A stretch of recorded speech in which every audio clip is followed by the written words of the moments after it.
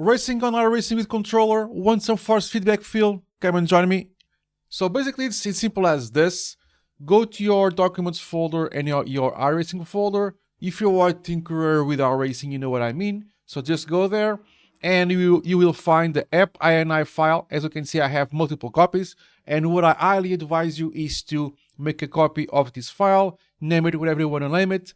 Just make a copy of this file, the app.ini file.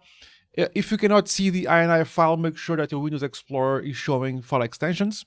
And you find this file and make a copy. Ctrl-C, Ctrl-V, and make a copy, okay? Then you just open the file there, and you have a bunch of settings. What you're going to search for is this section. Search for the force feedback section, okay?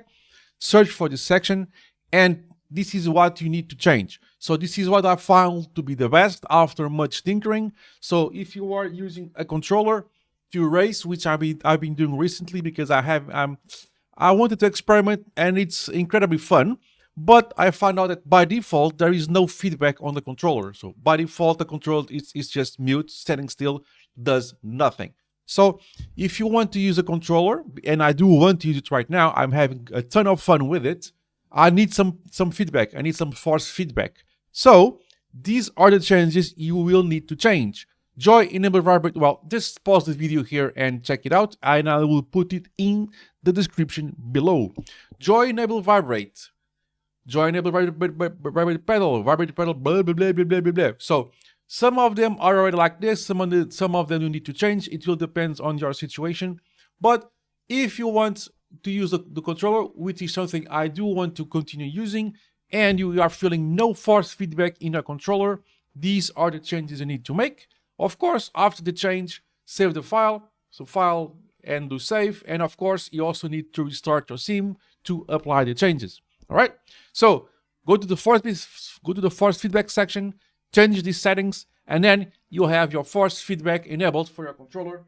I actually have two here. I have multiple controllers.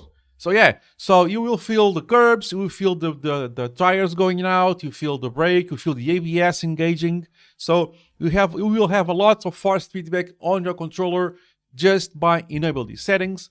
Pause it here and check it out, or check the description below. I really am curious to know your feedback. Let me know if this feels as good as it feels to me to have some force feedback on my controller.